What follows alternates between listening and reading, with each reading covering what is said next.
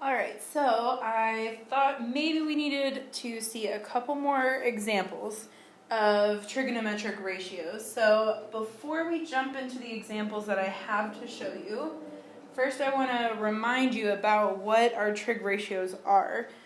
Our easy way to remember trig ratios is through SOHCAHTOA. We have S that goes with O and H, we have C that goes with A and H, and we have T that goes with O and A. Okay, if we break this down, we have trig ratios equations that we can use to find sides, and we have trig ratio equations that we can use to find angles. With our sine, okay, S means sine, and to find the side that we're missing, we have sine of theta, and remember theta, Theta, just means the angle that we're talking about equals our opposite side divided by our hypotenuse side. Okay, now if we wanted to find the angle, what we have to do is we would have to take the inverse of sine, or sine to the -1, okay, and then have our opposite over hypotenuse. Okay, we have the same idea working with our cosine. Our C is for cosine, which gets abbreviated as COS, okay, of the angle equals, but now we have our adjacent over our hypotenuse, our A over our H. So this is our red, our K part. Okay, and then again, if we want to find theta, we have to take the inverse of cosine times the adjacent over the hypotenuse, and that just goes straight into your calculator. Then to find our T goes with our O and our A, which is our tangent. So we have our tangent of theta, which equals our opposite over our adjacent. And if we want to find the angle, we have theta equals the inverse tangent, also known as the arc tangent, of opposite over adjacent. Okay, so we're taking that to look at these next few examples, and on these next few examples I am just looking at finding the sides. So for finding the sides, we're only going to be using these first three equations that I gave you. Okay, now I have a specific process that we use to look at these trig ratio problems when we're looking for a side. The first thing that we want to do is we want to mark the angle that they give us that's not 90. Now, if they gave you both angles, then you could just pick one. Okay, in this case, they only give us 72, so that is going to be our theta. Then step 2, we always want to mark our hypotenuse because we know that it's across from our 90-degree angle. So in this case, across from our 90-degree angle is x. So we put an h there for hypotenuse. Then we've got to decide where opposite and adjacent go. Our opposite side has to be across from the angle that we're talking about. Okay, the easy way for me to remember this is that my opposite side does not help form my angle. So here's my angle, and so those two sides make up the angle, so my opposite side has to be over here on this side. Now, the last part we have is our adjacent side, and that means that 6 has to be my adjacent side. Now we have to figure out, do I use sine, cosine, or tangent to find x? What we're looking at is x is our hypotenuse, so we're going to go ahead and circle that. And the other side that they gave us was our adjacent, which is 6. So when we're looking at our first example, we say we've got A and H, and in our SOHCAHTOA, A and H mean that I'm using the cosine. So we say cosine of theta, which is 72, equals our adjacent 6 over x. Now, with x in the bottom, what we have to do technically is we would have to multiply times x on both sides, which would give us these x's canceling, and we get x times the cosine of 72 equals 6, and then we would have to take that second step and divide by the cosine of 72. Now, your easy way to remember this is that if x is in the bottom, you can kind of think about it as a proportion, and that our opposite pieces can just be switched because we're still going to be multiplying them times the same thing.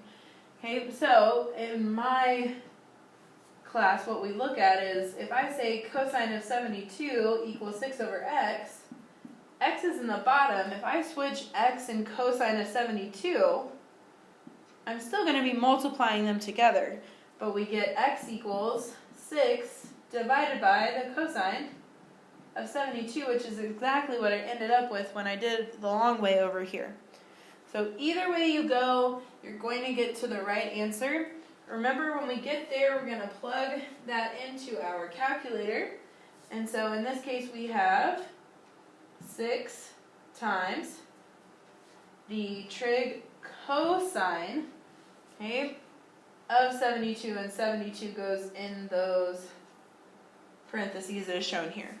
Okay, then we click enter and we get our decimal, and we are rounding to 2 decimal places. So here we end up with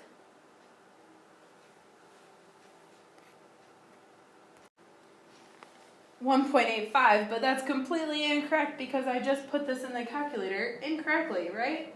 Because we are actually dividing.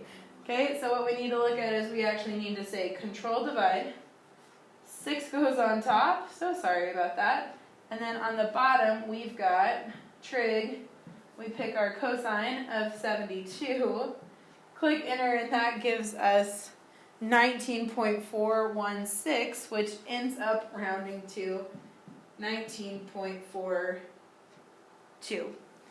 Okay, so that's how careful you have to be when you're using the calculator and putting that in. Okay, make sure that you're putting it in the calculator correctly. All right, so let's look at a second example.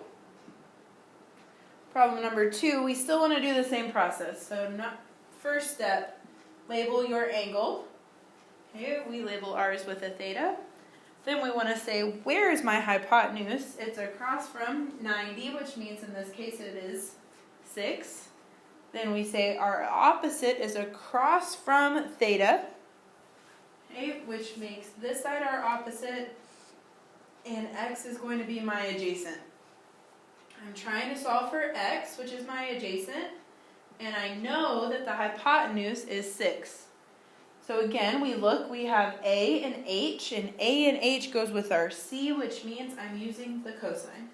So we say the cosine of the angle 73 equals our adjacent x divided by our hypotenuse 6. Now, when our x is in the top, we have a lot less work.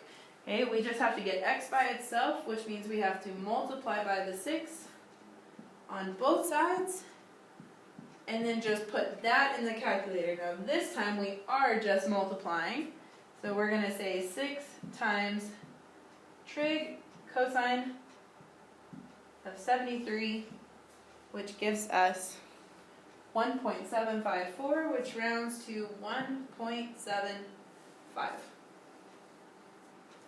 Okay, so a couple of different types of problems that we have here. We have when x is in the top and when x is in the bottom. Okay, so again, same idea on number 3. 24 is going to be our theta. Our hypotenuse is across from our 90 degrees. Our opposite is across from theta. And our adjacent is next to theta. In this case, I'm looking for the opposite side, x, and they gave me the adjacent side, 12.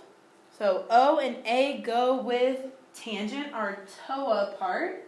So we're going to use tangent of 24 equals opposite on top, so x on top, divided by 12 on the bottom. 12 is on the bottom, and we are going to multiply by 12 on both sides. And we end up with x equals 5.34.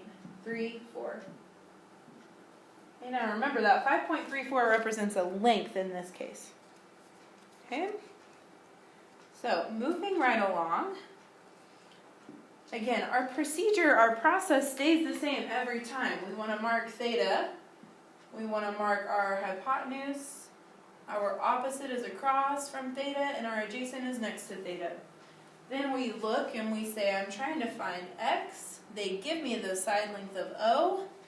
So O and A means that I am again using tangent. So I have the tangent of the angle 49 equals my opposite over adjacent. So 14 goes on top. X goes on bottom.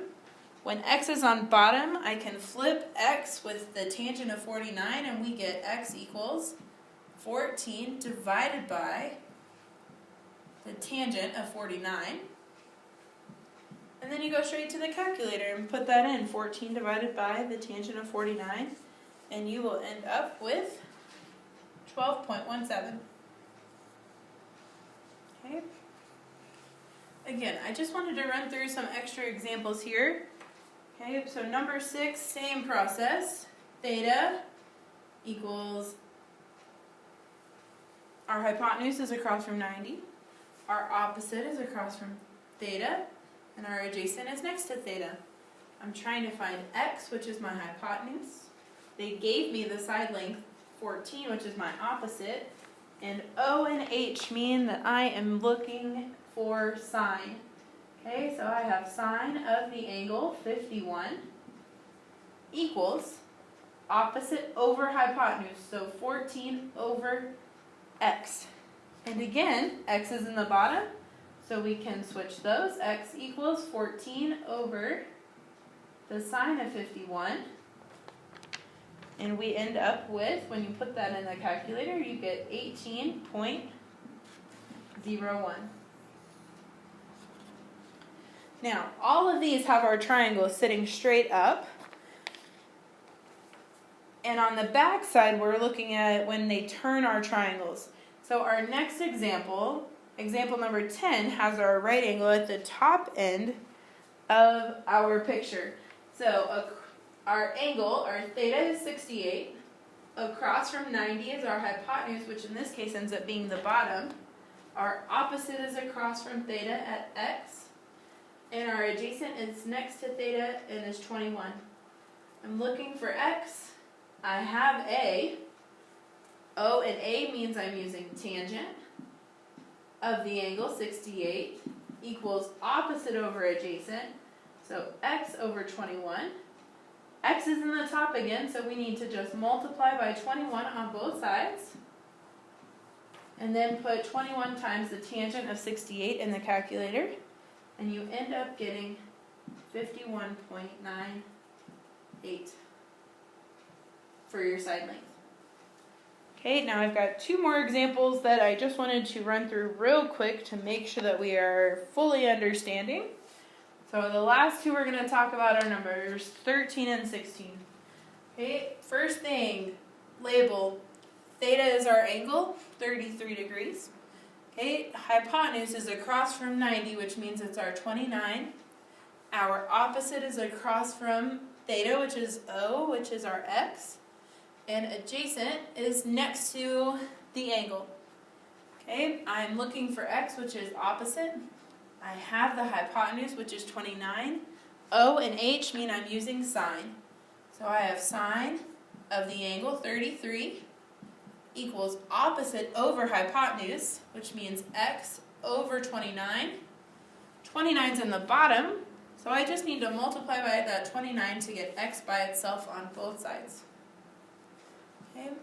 When you put 29 times sine of 33 in the calculator, you end up with 15.79, or you could technically just round that up to 15.8 equals x.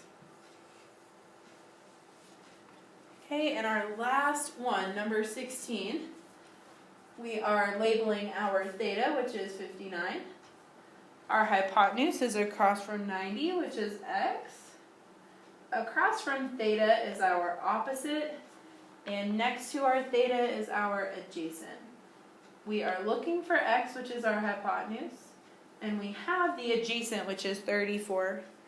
So A and H mean I am using cosine of the angle, 59, equals, adjacent goes on top, so I've got 34 on top, hypotenuse on bottom, which means I've got x on bottom. When x is on bottom, I can switch that. So x equals 34 divided by the cosine of 59. Plug that in your calculator, and when you do that, you get 66.02. I hope these examples make it helpful for you to figure out how to solve trig ratios for a missing side length. Bye!